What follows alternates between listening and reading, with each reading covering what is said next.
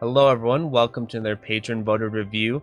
This month's selection is Thunder Force 4, a little bit behind schedule because of Slam 3. So to make up for it, I decided to cover the Sega Ages Nintendo Switch port because I think this is a release a lot of you are going to be really interested in checking out. And also because it serves as a great counterpoint to other Switch ports that have been more critical of the past, like the Zero Div Psycho ports or some of the Arcade Archives release. So the thing about this port is that it is done by M2, and while it isn't the full-on shot triggers treatment of arranges and extra soundtracks and all that good stuff, it is still miles ahead of the competition because it delivers on two things that I think should start becoming a standard on these types of ports, which the first is the input lag reduction, as you saw on the previous screen.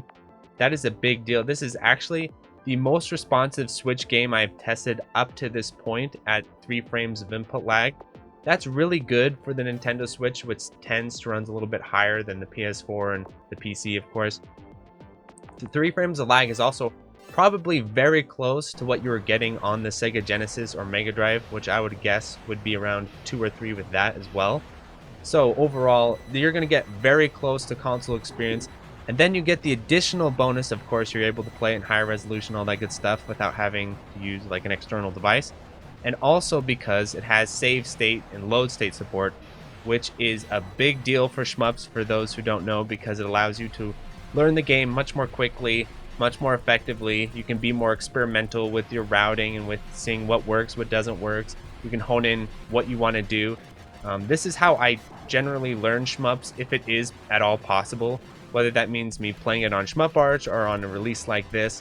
So again, this is going to be worth your while, even if you own the original cartridge, just because if you want to really hone in and get, the higher replays and that type of thing, or get it clear much more quickly, this is going to be worth your while.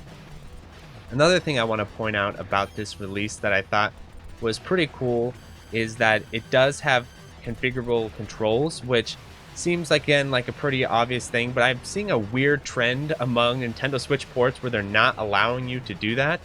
And the problem with that is, if you're playing on arcade stick, that can be a big issue. So in all aspects, this is a very fantastic, strong release by M2. And I think the price point is similar to what you would see with the Zero Div releases or the Arcade Archive. So I'm hoping this becomes just a trend among those types of releases to get this right. But anyway, let's talk about the game itself. So Thunder Force 4, of course, is the Sega Genesis shmup originally, and you can tell it is made for console rather than made for arcade. And I'll point out the reasons why as we get a little bit further in the review. And this is something I've been adjusting to a little bit more. Having played Musha and stuff like that, I'm getting a little bit more used to playing these types of shmups where they're more console focused.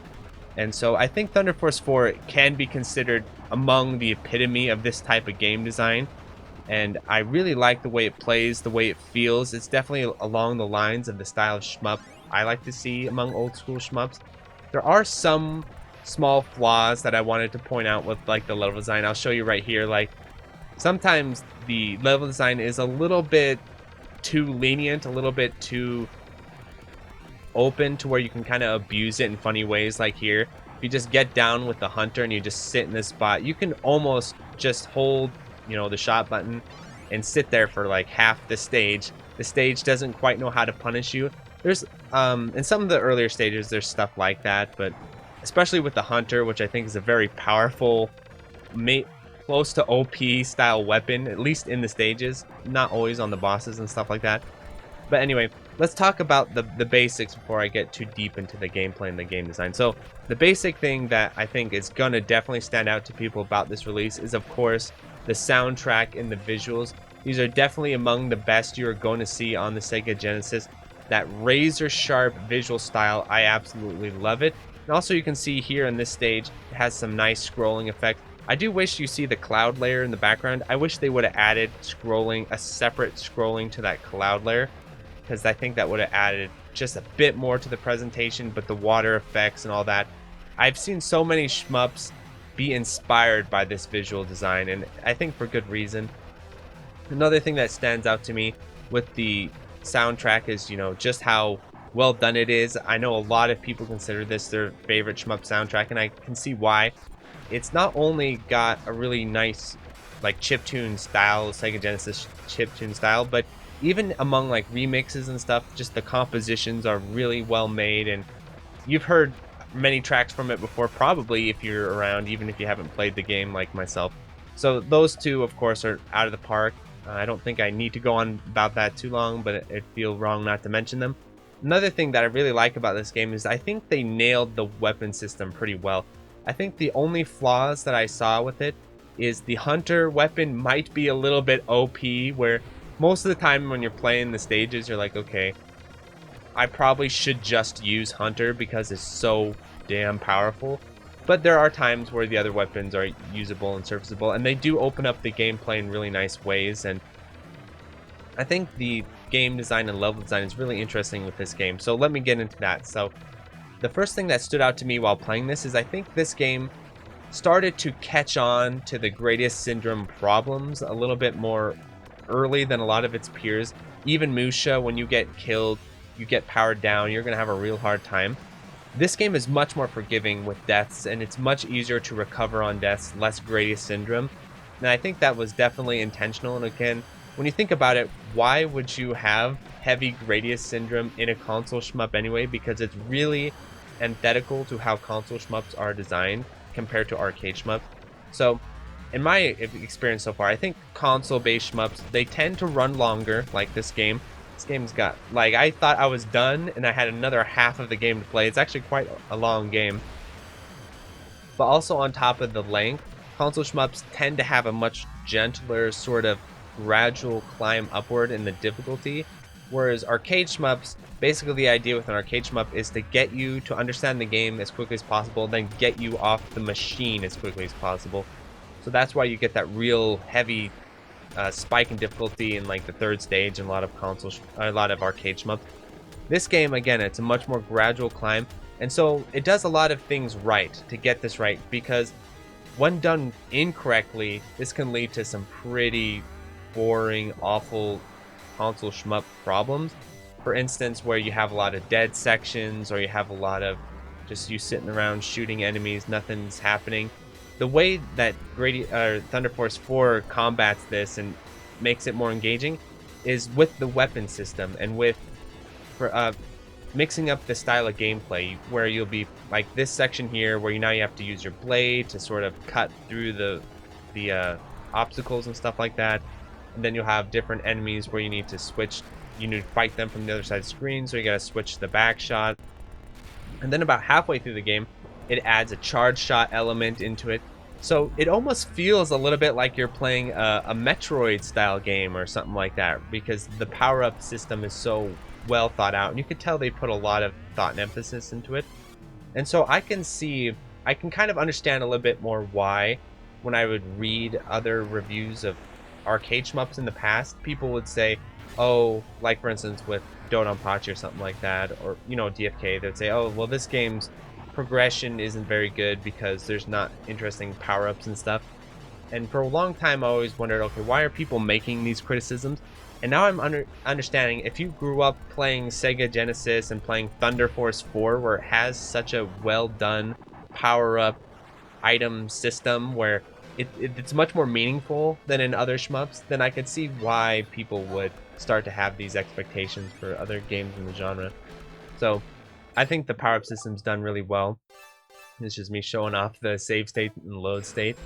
Again, I found the difficulty of this game pretty challenging too, but in ways that are a little bit different than with like a Battle Grega, for instance, because I recently got 116 Battle Grega.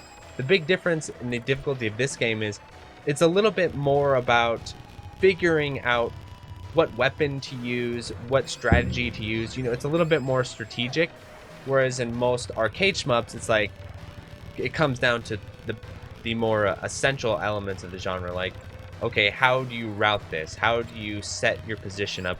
Where in this, like, there's lots of sections where it had nothing to do with what my position was. It was more about which weapon do I use and why, which section do I want to use and why. So I think that's a really good feature, and also just showing that the trial and error is really nice to use with the save states and load states.